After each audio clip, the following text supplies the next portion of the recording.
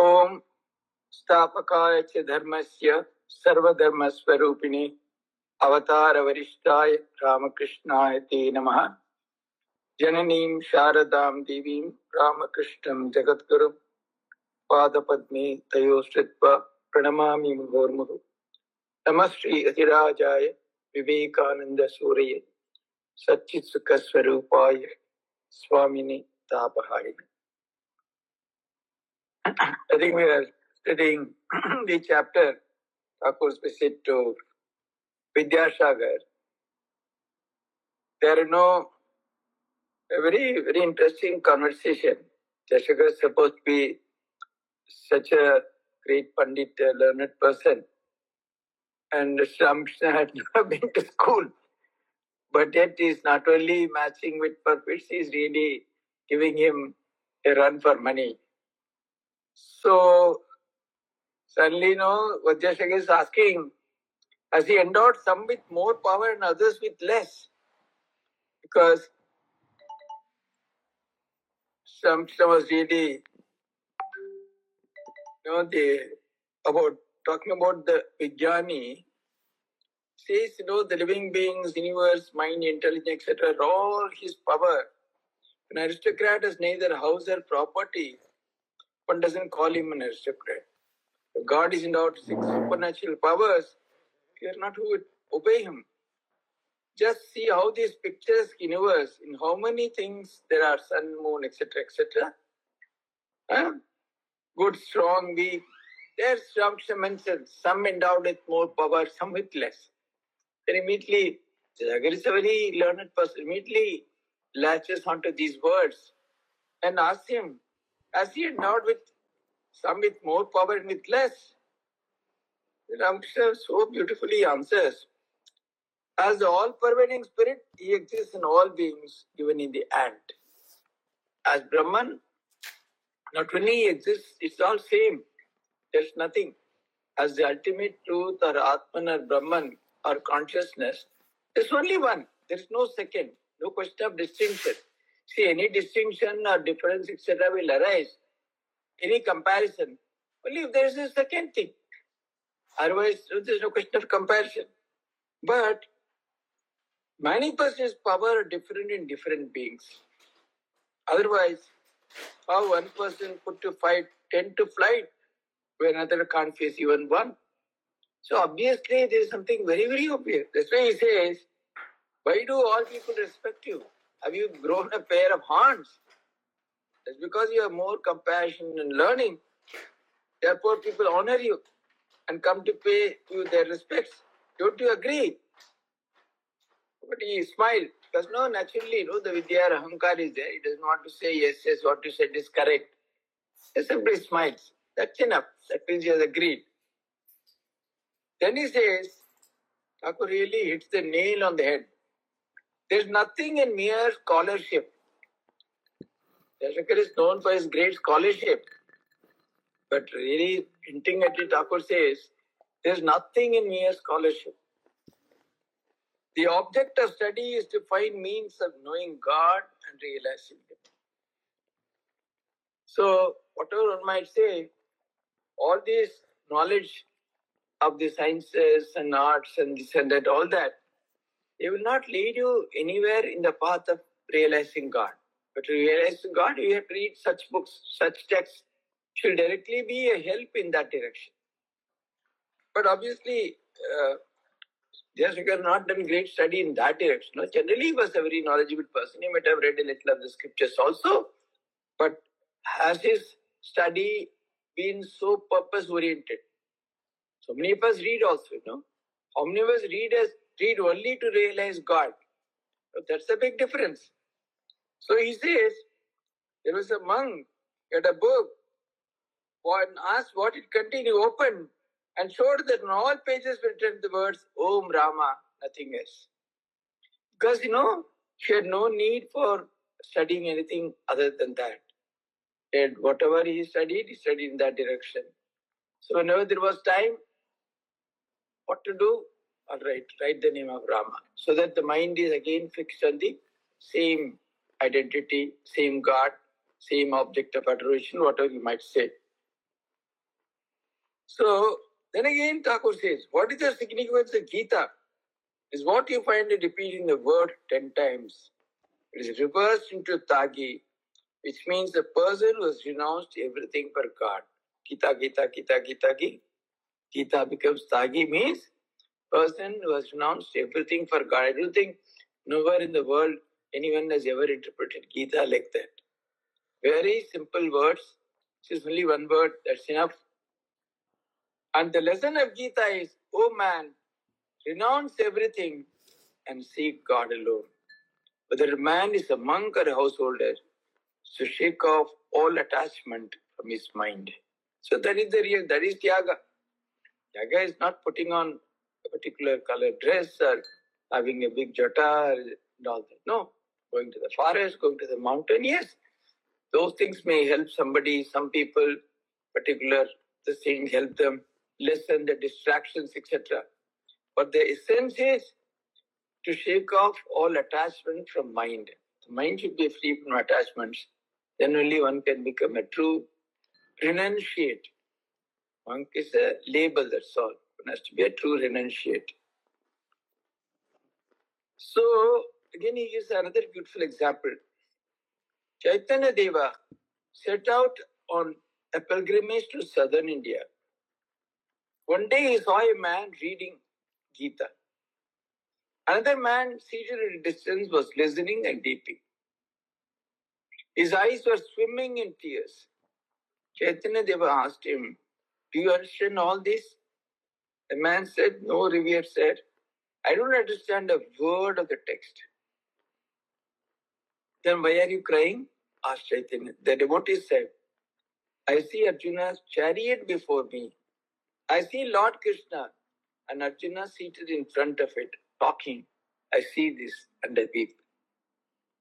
You see, how many people while reading Gita get this kind of vision? People are reading Gita for ages, for all their life. Every day they read. Is it not? Every day we read Kathamrita. Does Thakur come and stand in front of us and explain this is what it is? But here's a person, he is so immersed in that idea, what Gita really means, what it stands for, what one should get from Gita, in what condition the Gita was spoken. All that is completely absorbed so much. So ultimately he knows that Sarvadharman Parityajya Mamekam Sharanam Braja, that is the whole of Gita. Give up everything and surrender to me. That without understanding the text or the Sanskrit or the grammar or the syntax or anything, straight away he has gone into the job.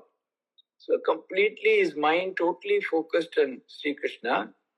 He listens and is so elevated.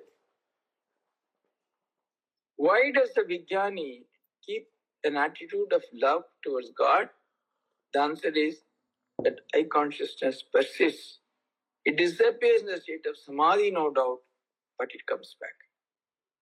So, he also said there are probably some 3 types of samadhis. One is that in which one's own samskaras bring the mind back to the normal state of consciousness due to past. Otherwise, there is always a big question. I was also once thinking about it. See, in samadhi, I think there is no vritti in that samadhi. It's completely a state of total vritti-less condition. The mind, there's no vrittis, so obviously no thoughts. Completely calm like a rippleless lake. How does vritti again appear in that mind? It's a question. If the vritti doesn't appear, then the body falls off. So this way they say, in one case, our own samskaras, the past birth, they just again sprout, bringing the mind back from the state of samadhi. And you participate. Of course, see a person after having samadhi, and he comes back to the world, even if it is getting hold of some vritti, yet his life will be very different. Will not be the same person at all. Person who has had samadhi and he comes back will be definitely very, very different. Anyway, but still the person comes back because of the person's own vrittis from the past. In another, they say it's like where someone brings them back to normal consciousness. Like in the case of Sri someone had to chant various mantras in his ears so that some vritti is created in the mind, comes back. And then perhaps the third is that those who simply give up the body after, Sri himself says, after 21 days, the body does not last in Nirvikalpa Samadhi. That might be case of third time. So when Thakur always talks of the state of Vijnana, where after getting into the state of Nirvikalpa Samadhi, the person comes back and lives in the world with a totally new kind of awareness. He doesn't see the world as he used to see or as it was before. Rather, he sees the world as something very different. It's full of that kind of a consciousness and whatever it is, permeated by all that, through and through. Yet, when he comes back, the vritti, the eye consciousness persists. Then how does it handle it? Otherwise, again, it will also degenerate to the normal kind of way in which egoistically people function. No, it is not that. The eye says it keeps towards a love of God. In the case of ordinary people, the eye never disappears. You may cut down the aswatha tree, but next day sprout shoots up. So again, normally there is no change. Our eye consciousness only perhaps gets worse, whatever it is. But in the case of Vijnani, they keep the idea that I am the servant of God, lover of God, I participate. That kind of the eye that is completely the dasami or the kacha pakami, which is subservient to the God and God's ways. Even with the attainment of knowledge, this eye consciousness comes up, nobody knows from where. So it says, even after getting the highest, it gets up. Normally, there is no explanation. How could the mind has become completely free from vrittis? How can it have again a vritti? But this is how it happens, as I told you.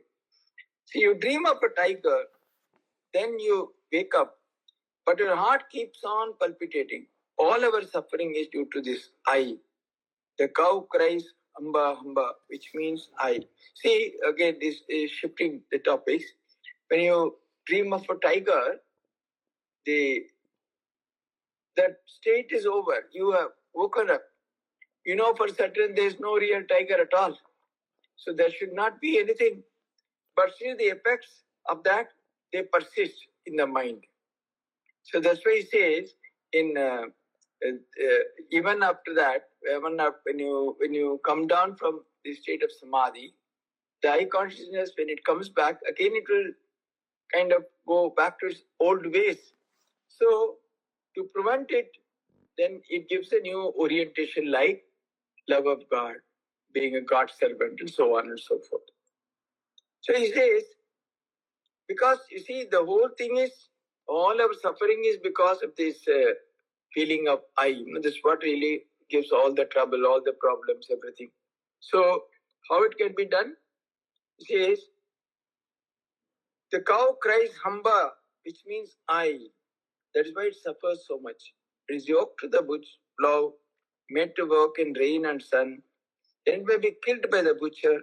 From its hide, shoes are made, and also drums, which are mercilessly beaten. Still, it does not escape suffering. At last, strings are made out of its entrails for the bows and used in carding cotton. Then it no longer says hamba hamba, I, but tuhu tuhu, thou thou. Only then are its troubles over. O Lord, I am the servant. Thou art the master. I am the child. Thou art the mother. How beautifully, how graphically he connects the whole thing. I don't know where the hamba is exactly. It means I don't know where he has got explanation. And then, when it's strung to the bow and when it is released, the sound, I think similarly it resembles perhaps to something like that. So that means thou, I am the servant, I am the child, the what mother. Any attitude of surrender that really, takes it differently. Once Rama asked Hanuman, how do you look on me?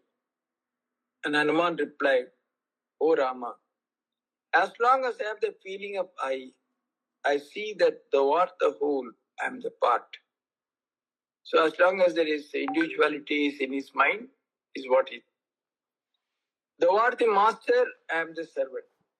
But Rama, I have the knowledge of truth. Then I realize that thou art I and I am thou. So, even manifestation, God's forms and forms, Rupa, etc., they're all, coming down from the highest level of absolute. At the highest level of absolute, there is no distinguish. There is no distinguishing feature. There's no distinction. There's no individuality. So there's nothing like you are something is God and you are lower and things. There's only one consciousness or one Brahman or Atman. But when you come down a little from that state, when there is the first semblance of distinction appears, then there is high, low, I, thou, everything starts happening there. The relationship of master and servant is the proper one. Says, and I must remain, if the rascal be God's servant.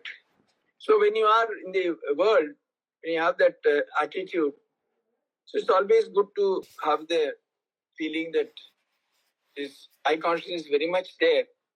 So instead of that sprouting or that manifesting as my own power, my own ability, my own capacity, my own this, my, rather it's always be better as God's servant. I and mine, these constitute ignorance. Bangla talk pe na ami or amar, I and mine. My house, my wealth, my learning, my positions. The attitude that prompts one to say such things comes out of ignorance. Why? Because who's the thing, in a trice, everything can go. Happened. Tsunami. Billionaires and street beggars were standing in the same queue in front of ashramas in Sri Lanka and other places for relief. So what happened? You, if you're a billionaire, why couldn't you save it? It was yours. How it was taken away in a trice. So in a real sense, it's all there with you for the time being, that's all. Any idea that my, it is, it will only lead to disaster.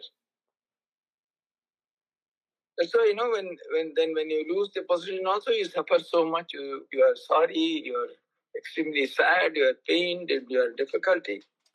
On the contrary, the attitude born of knowledge is, O God, thou art the master, all these things belong to thee. House, family, children, attendants, friends are thine.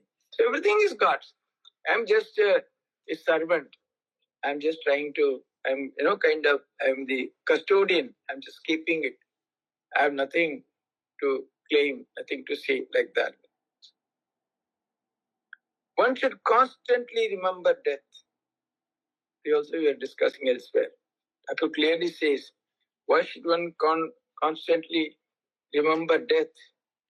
Then only how will the impermanency of the world, how will you get a grasp of it? Because all possessions, all wealth, everything, the origin is me and mine. See, if you're a billionaire, a trillionaire, or whatever it is, a arabpati, crorepati, whatever it is, everything starts with this, me and mine.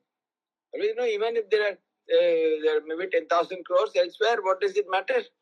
So everything relates to this, meaning this body, this mind, this existence. So if you think that this itself is completely temporary, unstable, can go away in a trice at any time, etc., etc., obviously there won't be a tremendous attachment to all that, is it not?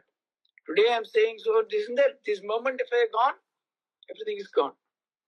I can't take even a single paisa with me. Why so much of possession, so much of hoarding, so much of boasting, so much of show of wealth and pomp and all? Because in a moment it can all go. If only we understand the absolutely ephemeral and unreal nature of all this existence, all this terrible attachment to money and possessions and relations and all that would definitely they'll be under control at least. May not go away immediately, but definitely they'll be under control. The attitude, On the contraries, one should constantly remember death. Nothing will survive death. We are born into this world to perform certain duties, like the people who come from the countryside to Calcutta on business. Those days, not very famous to come to Calcutta from the countryside. Calcutta was considered a very great place. Coming to Calcutta was something very, very big. So from countryside, they come to Calcutta. But I know that they don't belong here. It's a place of aristocrats. They can't stay. They have to go back. They have come for some work. They belong to that village. So although they are here amidst all this show and this and that, they know that they don't belong to this place at all. So there's a clear understanding. If a visitor goes to a rich man's garden, the superintendent says to him, "This is our garden, this is our lake," and so forth. But if the superintendent is dismissed for some misdeed, he can't carry even his mango wood chest. He sends it secretly by the gatekeeper. So, the person who is looking after the manager and all that, says, "Our garden, our this, our," keeps on naturally, our. But the moment he does anything, he is dismissed, but has to leave the way he came, can't take anything. God laughs on two occasions. He laughs when the physician says to the patient's mother, "Don't be afraid, mother, I shall certainly cure your boy." God laughs saying to himself, "I'm going to take his life." And this man says he will save it. The physician thinks that he is the master, forgetting that God is the master. God laughs again when two brothers divide their land with a string, saying to each other, "This side is mine and that side is yours." He laughs and says to himself, "The whole universe belongs to me," but they say they own this portion or that portion. See, very difficult, how much we are conditioned by our possessions, our property, how people, they destroy properties, families, relations, everything, fighting over some possession. Oh, this is mine and that is yours. Whole industries have been destroyed. Whole groups have been destroyed by such wars between brothers and families and so on. And that famous incident in the Jairambati, and I think Kali and Varda, they were fighting. I think Varda's that cart carrying the hay that was passing, and Kali had put his fence to encroaching, so the vehicle was finding it difficult, and each were really abusing each other and they were almost coming to blows. Mother was pulling one brother first and then another brother, and we were standing in between them. After a great struggle, she managed to separate them, and each went their own way. Again, using the most choicest words of abuse. And then mother was, by the time, was physically tired. She sat on the veranda and suddenly she started laughing. It was attahasi, that kind of laughter. People, Ma was always very measured in her expressions. No one has seen her laughing aloud. No one has heard her talking aloud. Someone had always to be stand by her to say what she was saying, because even the person standing in front couldn't hear.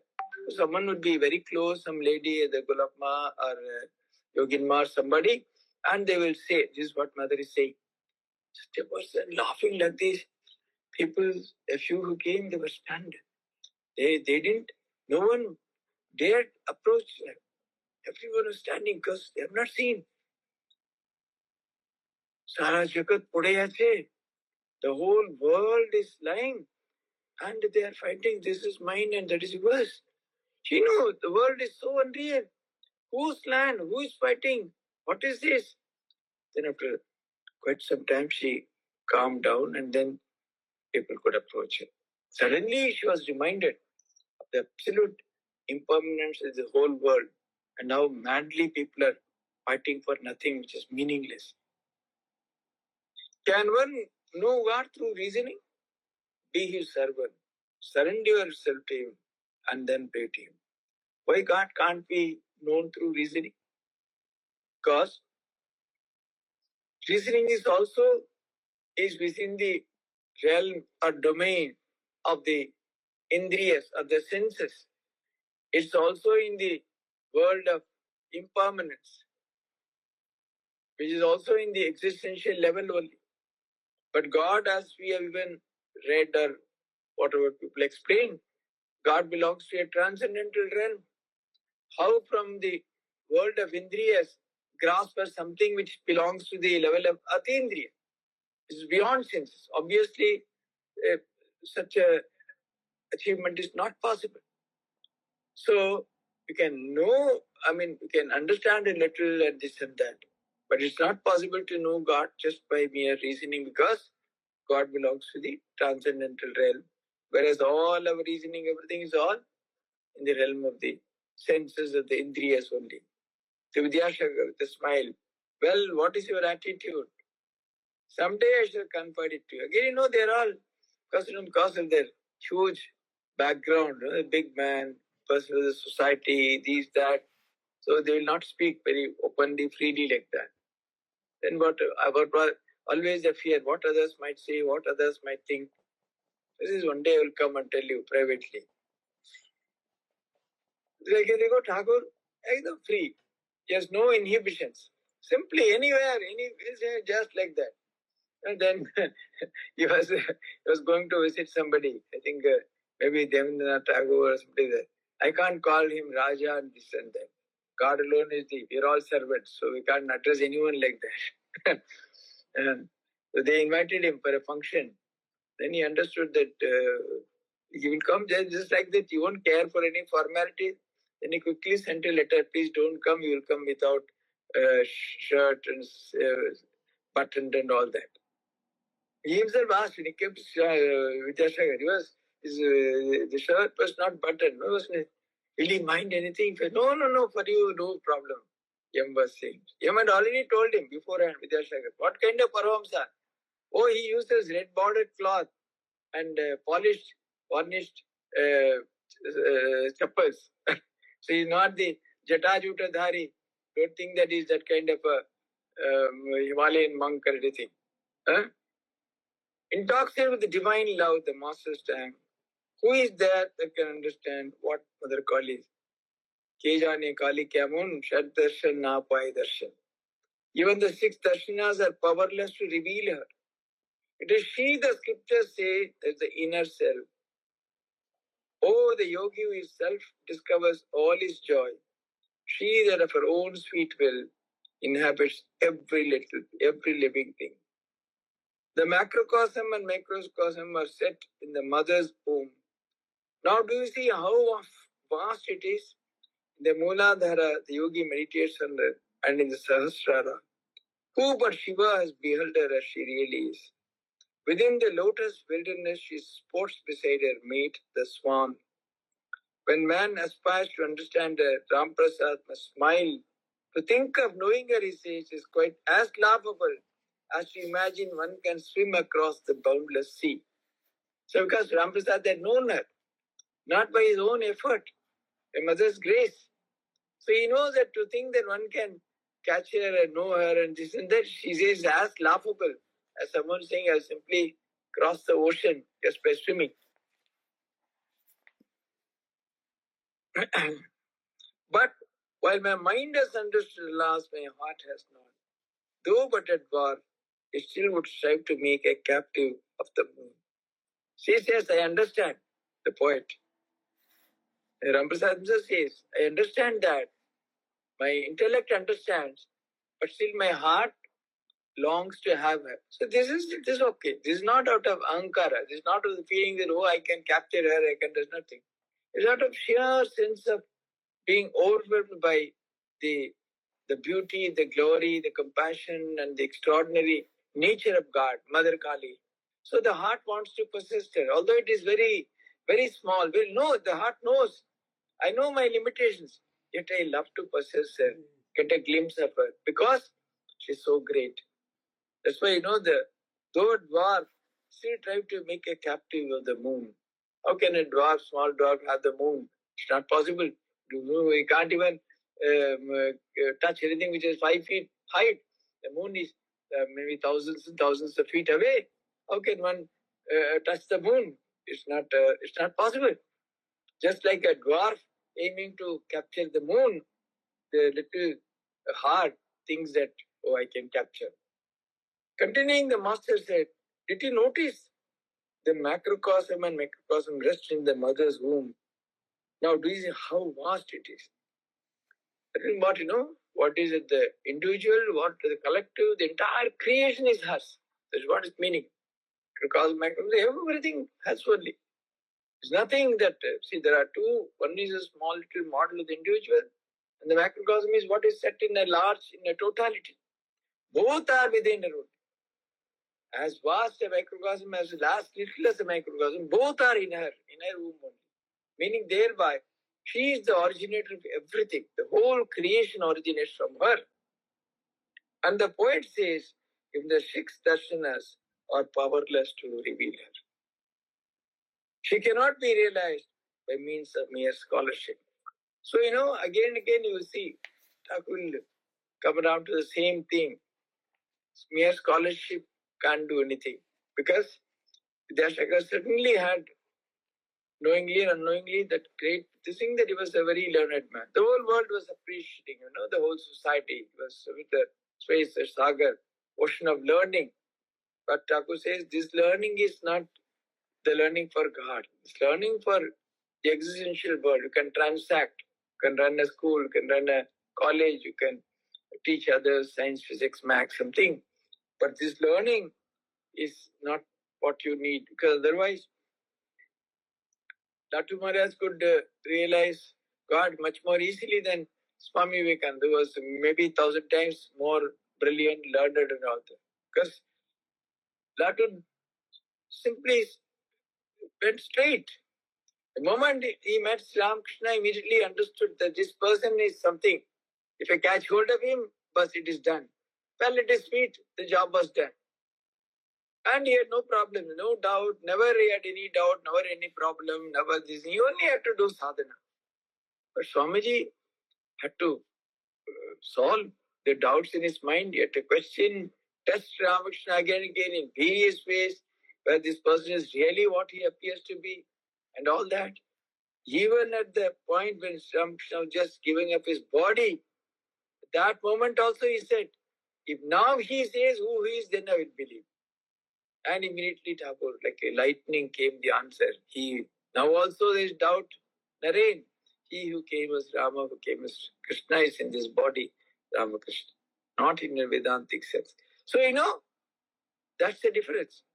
So of course, Indra was very great ultimately at the Samadhi, and of course, probably he even scaled much greater peaks or whatever it is. In his case, it was necessary because his was for the Lokahita, to serve the world. But Latu was busy with his own realization. Incidentally, some things good might have happened later. People who came in contact might have benefited, but that was not his intention at all. Because even Swamiji's intention was not that, but he was clearly told by Sri Ramakrishna that you have come, you have to do mother's work. Now your Nirvikripa Samadhi will remain locked up. You have to do mother's work. Then only it will be open to you, that treasure. But Latu has no such problem. He had no such mandate. He came to liberate himself. So he did his sadhana. And very quickly it was, in his case, there was no doubt, no problem that way. So that's why mere scholarship will not work. One must have faith and love. Let me tell you how powerful faith is. A man was about to cross the sea from Ceylon to India. Vibhishana said to him, tie these things in a corner of your wearing cloth and you'll cross the sea safely.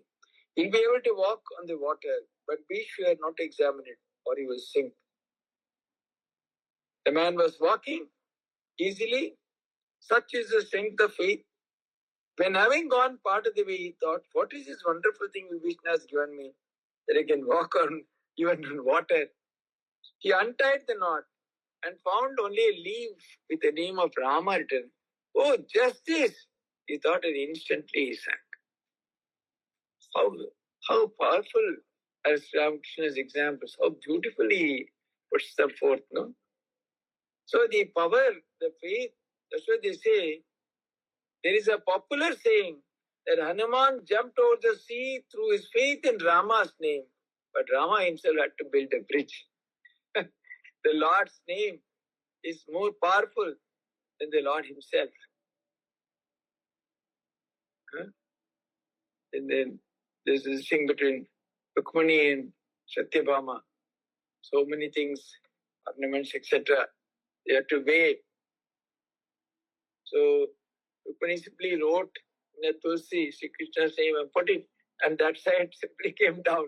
That was found to be more weightier than the one where it contained all the gold and other ornaments, everything which Satyabhama had placed. So God's name is so powerful. Only thing is, very difficult to have that kind of a deep faith. The man simply took Rama's name and he never cared. He just flew over the ocean. If a man has faith in God, then he need not be afraid, though he may have committed sin, nay, the vilest of sin. Then Sri Ramakrishna sang a song glorifying. In Gita also Bhagavan says, na, Abhiche Sudaracharo Bhaktya Mananyabha Sadareva Samantavya Kshipram Bhavati Dharmatma Srashtra Santim Richati Donteya Pradijanihi Name Bhakta Pranishati.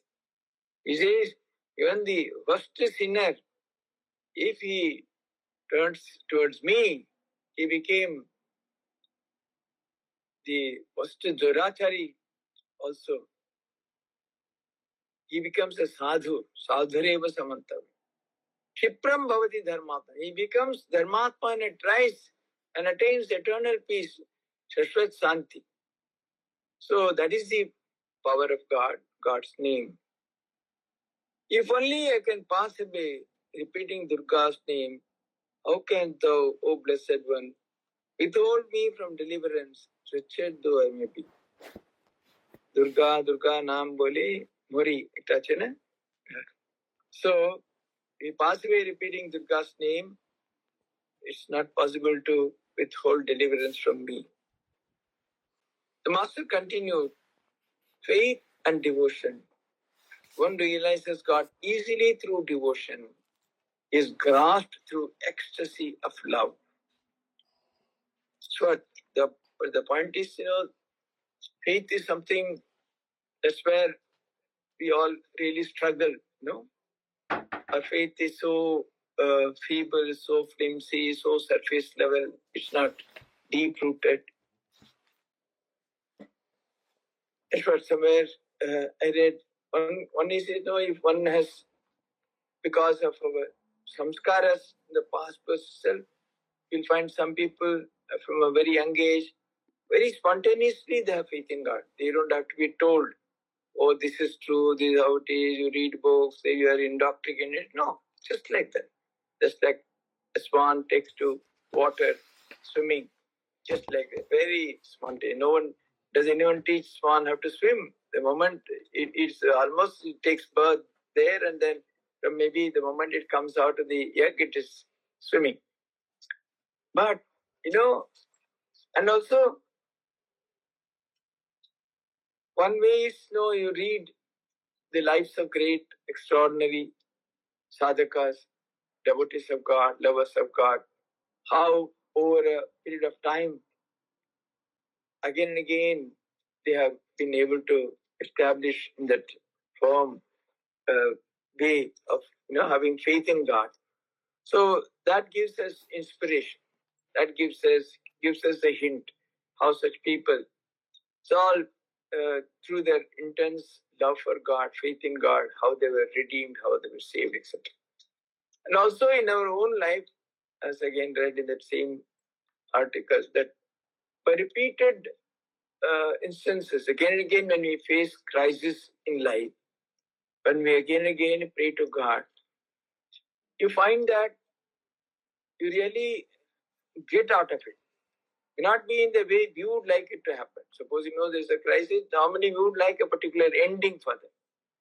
Even if it doesn't happen that way, if you have faith in God, you find that after all, at the end of it, you are not simply drowned and finished and all that. You feel that yes, you have overcome that crisis in your own way, whatever might be the result. Yet you have the courage to stay, to carry on, to continue with life and so on. All those things happen because you have been constantly praying with faith in God. It may not be See, sometimes, like a lottery, it happens exactly the way the ending we wanted. But quite often the ending might be different. Yet because the process you went through is faith in God, that somehow brings some kind of a stability or calmness to the life at the end of all that happened. And you don't feel completely dejected, thrown out, defeated, and so on. You feel quite okay, finally. That's the power of prayer and faith in God. How are you trying, O mind, to know the nature of God? You are groping like a madman locked in a dark room. Is grasped through ecstatic love. How can you fathom him without it? Only through affirmation, never negation, can you know him. Neither through Veda, nor through Tantra, nor the six darshanas. It is in love's elixir only that he delights, O mind. He dwells in the body's inmost depths in everlasting joy. And for that love, the mighty yogis practice yoga from age to age. When love awakes, the Lord, like a magnet, draws to him the soul. He it is, says Ramprasad, that approaches mother. But must I give away the secret here in the marketplace? From the hints that I have given, O mind, guess what that being is. So Ramprasad doesn't want to share everything. He says, I can only give a hint. While singing, the master went into Samadhi. He was seated on the bench facing west, the palms of his hand joined together, his body erect and motionless. Everyone watched him expectantly. Vidyasagar too was speechless and could not take his eyes from the master. See, it's not easy because now we are reading it after 100, 120, 130 years like that. Imagine how it is, even if you find normally a person who is deeply devoted, we feel kind of quite unnerved. If you find somebody who is really a great devotee, deeply devoted. So if really the Lord himself is sitting before you in Samadhi and all that, actually Vidyasagar, they were all shaken thoroughly. He was speechless. After times, Ramakrishna showed signs of regaining a normal state. I drew a deep breath and said with a smile, the means of realizing God or ecstasy of love or devotion is one must love God. He who is Brahman is addressed as the mother. He it is, says Ramprasad, that I approach as mother. But must I give away the hint, the secret here in the marketplace, from the hints that I have given, O mind? Guess what that being is. So, generally this was Ramakrishna's attitude. He did not make any distinction between Brahman and Shakti or mother. See, they were kind of opposite and reverse of the same coin. Like Agni and its power of burning or Dahika Shakti. So, very rarely you will find Ramakrishna taking a world negating view, saying that Brahman alone is true and the world is mithya, false. He rarely took that stance. Usually, Saul Mother is manifesting as all this. Ramprasad asked the mind only to guess the nature of God.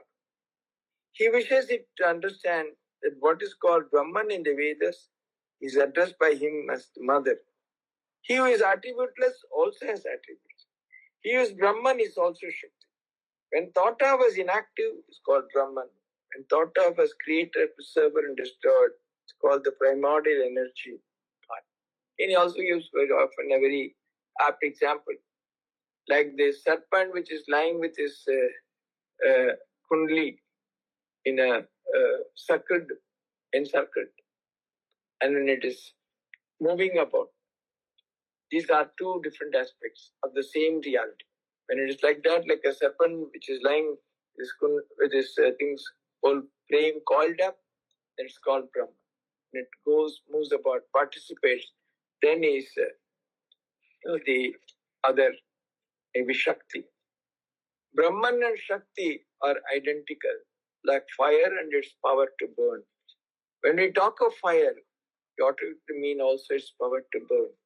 Can anyone segregate the power of Agni from Agni itself, or the sun from its brightness, or the water from its capacity to wet. The moment you mention one, the other automatically steps in.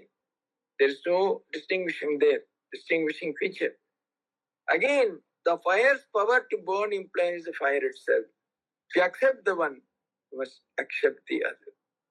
So that's why Brahmana Shakti Abhed was this very oft-quoted, very much known, recognized, and idea. So we can stop here, and then we can see next month wherever we are. Some other ways will continue. Now we have a few minutes for question answers, and then we let's call it a day. All of you must have had a wonderful time celebrating Thakur's birthday yesterday.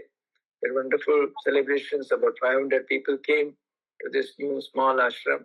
Oh, wonderful. That's so nice. Yes, Maharaj. If you could share something from there. 500 people, that's a That's a huge number. Yeah. And you call that a small celebration. Yeah, it's a new center, small one. So you can see our website. I think by now they might have uploaded everything. Nice bhajans, puja, home, and devotees coming, and very nice celebrations. Yes. Anybody? Maharaj, you mentioned that you gave the example of Latu Maharaj, how fast he made because of his faith, his shraddha, vis-a-vis Swamiji, who had doubts till the last moments of. So why does this happen? Is it only samskaras? Yeah, the approach is, see, our approach towards the ultimate, to approach the goal of life, that determines, the struggles and all that. Na? Yeah. So probably, and see, in these things, particularly in the case of Swamiji, we cannot really even say how it is exactly, because Swamiji was not an ordinary human being. He was Nishvara Koti, as Ramkrishna himself said. He was the one who was one of the rishis meditating the Saptashi Mandala. Probably whatever he did was all more to, to explain to the whole world how one has to struggle and so on. Because otherwise, by no means it is meant that Latu Maharaj was greater than Swamiji or anything like that. Latu Maharaj, he also, because of samskar, because the moment Ramkrishna saw him, he said, this boy has some spiritual samskar. Oh, Ramchandra, please send him now and then, he said. So naturally he had that. Otherwise, there are how many, maybe thousands and thousands of Meshpalaks in India, how many really want God like that? So he had it. So immediately, but I'm saying just if one, because he had spontaneously, the moment he saw Ramkrishna, he felt so drawn towards him. And he never thought of ever doubting, asking, never ever. Whatever he said was final. Yes. Whatever that was it for him. So his journey that way, because we have so much trust, when you have someone so trustworthy behind you, how life is so wonderful. Someone whom you can trust under all circumstances, if such a person is behind you, your life is extraordinary. You can always draw upon that source. Whereas Swamiji, because he was so brilliant, his intellect was really his problem that way. You could really cut everything to pieces and analyze and understand. So if you have strong intellect, there's also a problem in spiritual life. Unless you learn how to navigate and take it in the right direction, it can be a big stumbling block that way. Thank you, Maharaj. Anyone else? Any questions? I have a question, Maharaj Prithvish here. So this chapter, what we see here is that Thakur was very eager to meet Vidyasagar because he had heard about his charitable work, etc. Yeah. He had heard so much from him and Master and others. So he wanted to see this person, whoever's done good thing. Now, when all this discussion, what we see is that when he is talking to Vidyasagar, he also realizes this huge ego of scholarly nature or knowledge, etc., which is there, and his discussion comes like that. He tries to mention that you cannot judge God or understand God just by panditto or this. Yeah. So question of mine is that, is there any view that did Vidyasagar at all get influenced or did of this visit from Thakur in future? Like, we don't know. But he was deeply impressed in that visit itself.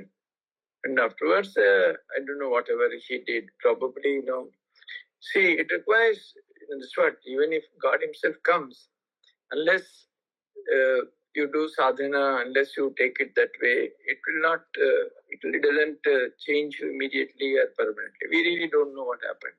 Not much is known further about all that. Obviously, he was impressed, that much is true, but I think that's where it was. Okay.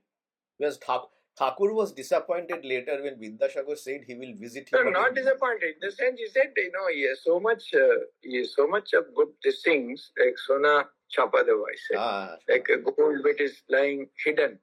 He does not know that he is sitting on a gold mine. Obviously, because a person with such great qualities, if only he strives a little, he could have really progressed. Sometimes, even our goodness itself can be a great hindrance. Actually. Because, when we are good, we want to be good in front of others. We want everybody to think that we are good. So in that effort to keep our image of goodness, we lose in the spiritual world that way. You are very right. I think this is very well. And Maharaj, in this regard only, as an extension, there is a comment by Vidyasagar where he says that so he was a very popular person at that point of time, so people knew him, and one person must have abused him, and he's made that comment that I don't remember doing anything good to you. So oita ami kishutei bujhte pari na, mane what exactly did he mean by saying? He was used to, he says, people being ungrateful and people being, because however much you do, people always expect more, Okay. So next time you go, if you don't do, then you turn against that person. Okay, so it's basically that ungrateful. Okay. Nothing is, lack people of gratitude. Okay. People don't recognize, that's it. Okay. 1 second. Prasanji, I have to hold correct minute. I'm on or you just call me in 3 minutes. I'm in a meeting. So that's it, and that's probably that's how he's used to being people like that. Maybe someone comes again and again for help. Obviously, you can't help infinite number of times. Then once you say no, the people become very angry and ungrateful and so on. So he says, "Why are you? I did not ever help you. What is it?" He was saying that in that sense. He was used to people being ungrateful like that. Does this have any this thing with our spiritual? Does this carry any message for our spiritual this thing? Because for being spiritual, the doing good to others is an integral part of being spiritual. Yes, definitely. See, the point is, it's always, it will help our, it will help mold our samskaras, maybe get rid of some of the other negative things that we had done in the past or whatever it is. Doing good to others, see, it again creates good samskaras in our mind, So that way it's always good to do good to others. And also, the more and more, if you do with the right attitude, Swamiji says that will directly lead to a higher awareness or a realization itself. So doing good is definitely one of the recommended paths for spiritual progress. Okay, the karma yoga basically. Yes. Thank you, Maharaj. Om Shanti Shanti Shanti Hari Om Tassat Sri Ram Krishna Plus. Namaskar to everybody. Namaskar. Namaste, Madam.